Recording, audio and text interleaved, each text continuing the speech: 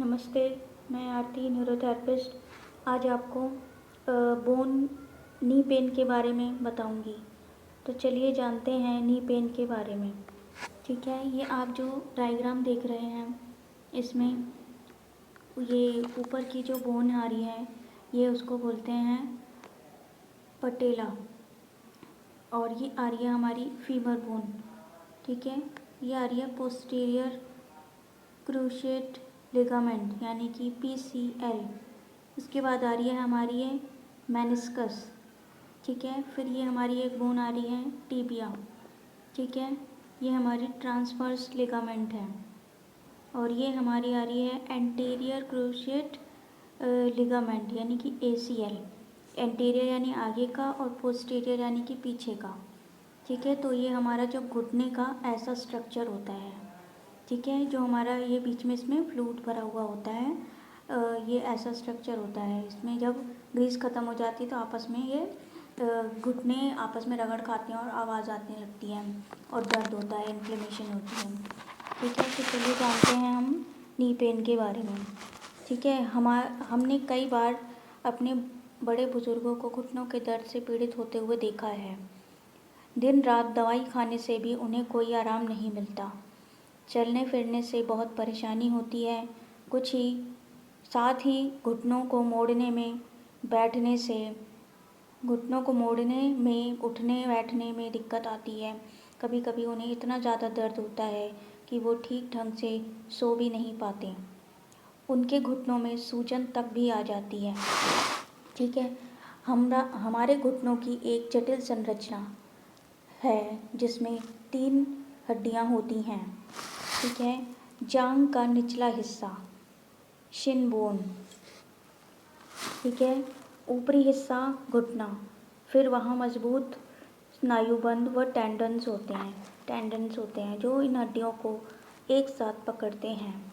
साथ ही घुटने के बीच कार्टिलेज और हड्डियों के बीच कुशन और घुटने को स्थिर करते हैं, यानी कि वो स्टेबल रखते हैं घुटने को, वो डगमगाता नहीं है। अगर आप कार्टिलेज और हड्डियों के बीच का कुशन ख़राब हो गया, इसका मतलब उसमें लचक पैदा हो जाती है, हम स्टेबल खड़े नहीं हो पाते।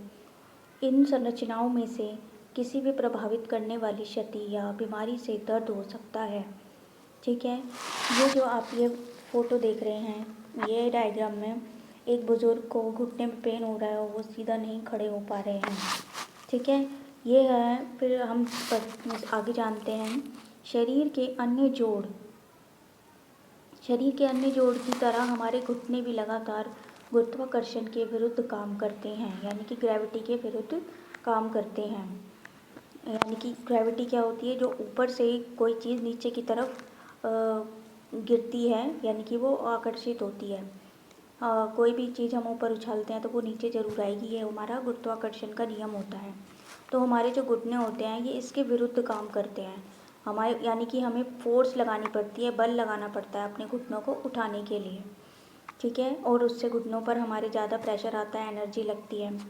ठीक है, उसके बाद हर कदम के साथ हमारे जोड़ों पर कोई ना कोई असर ज़रूर पड़ता है।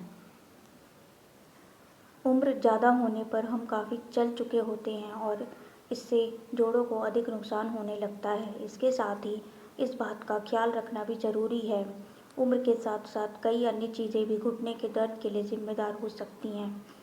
घुटने का गठिया, यानी कि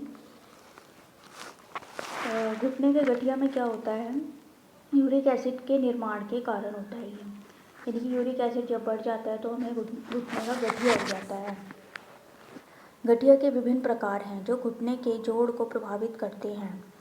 2 सबसे आम हैं, पुराने अर्थराइटिस यानी कि पुराने ऑस्टियोआर्थराइटिस।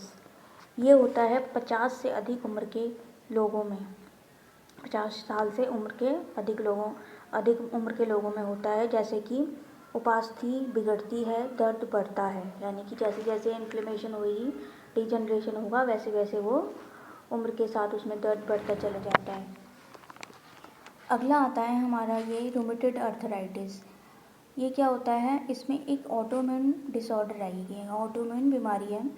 इसमें क्या होता है, किसी व्यक्ति की प्रतिरक्षा प्रणाली शरीर में कई जोड़ों पर हमला करती है। यानी कि जो हमारे इम्यून सिस्टम होता है वो हमारे ही विरुद्ध काम करने लग जाता है, वो हाइपर एक्टिव हो जाता है।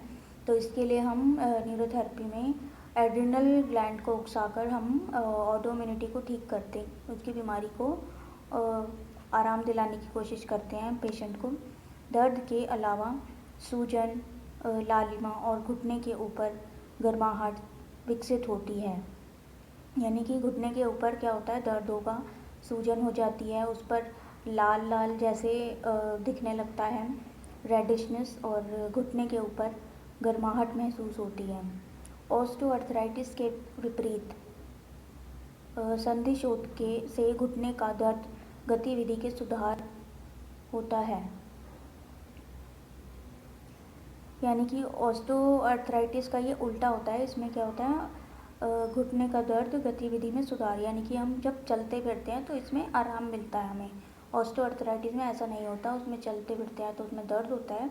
लेकिन हम ऑस्टियोआर्थराइटिस या रूमेटॉइड अर्थराइटिस में अगर हम चलते फिरते हैं, अगर अपना गतिविधि बनाए रखते हैं, एक्टिविटी करते रहते हैं अपने घुटनों की, तो उसमें कोई मतलब पेन में कमी आती है। टेंडिनाइटिस, ये क्या होता है, घुटने के सामने का दर्द जो सीढ़ियाँ चढ़ते समय एक झुकाव के चलते और भी बदतर हो जाता है। फिर होता है एक कंडीशन बर्साइटिस, बार बार ज़्यादा प्रयोग या घुटने की चोट के कारण सूजन आती है। ठीक है, उसके बाद आता है हमारा बोन ट्यूमर। बोन ट्यूमर में क्या होता है, ऑस्टियोसार्कोमा कहते हैं इसको। दूसरा सबसे प्रचलित हड्डी का कैंसर है ये। उसके बाद आता है हमारा बेकर का पुटी, यानी कि घुटने के पीछे जो साइनोवियल फ्लूइड होती है, द्रव जो जॉइंट के